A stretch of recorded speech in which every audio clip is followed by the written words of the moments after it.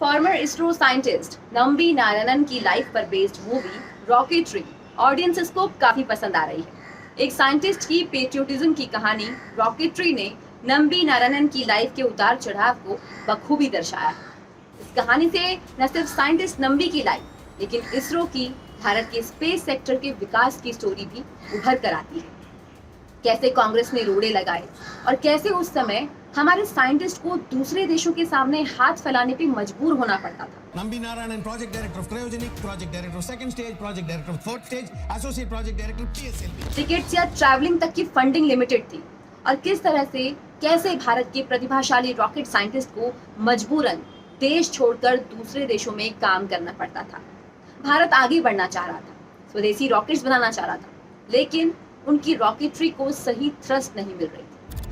Commercial satellite launch market जो आने वाले दिनों में $1 ट्रिलियन मार्केट है, उसका हमें हिस्सा बनना पड़ेगा। मूवी की शुरुआत नम्बी के एक टीवी इंटरव्यू से होती है जिसके एंकर खुद शाहरुख खान होते हैं। इसी इंटरव्यू के दौरान बाहर आती है भारत की रॉकेटरी में उच्च प्रतिभा, लेकिन साधन, संसाधन, गवर्नमेंट सपोर्ट और फंड्स की तंगी। अगर आपको लग रहा है ये सब फजूल है तो फिर आप यहाँ पर आए क्यों?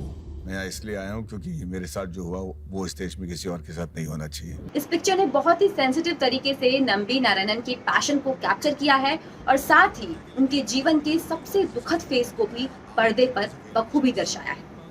पाकिस्तान को देश के सीक्रेट्स बेचने का झूठा इल्जाम, नाजायज संबंध के आरोप, देशद्रोह के आरोप। नम्बी नारायणन के जीवन का वो दौर जब उनको पुलिस टॉर्चर से गुजरना पड़ा और उनके साथ उनके परिवार को देश समाज की जिल्लत सहनी पड़ी, सब कुछ खोना पड़ा, रूह कांप जाए वैसा बर्ताव, वो भी देश के वैज्ञानिक के साथ। रॉकेटरी ऐसी मूवी है जो देखने वालों की आंखें खोल दे। एक गलत आरोप के चलते भारत की स्पेस उड़ान को कैसे दशकों पीछे खींच दिया गया, इस कहानी को मिस मत करिए। क्या समझ रखा है मुझे?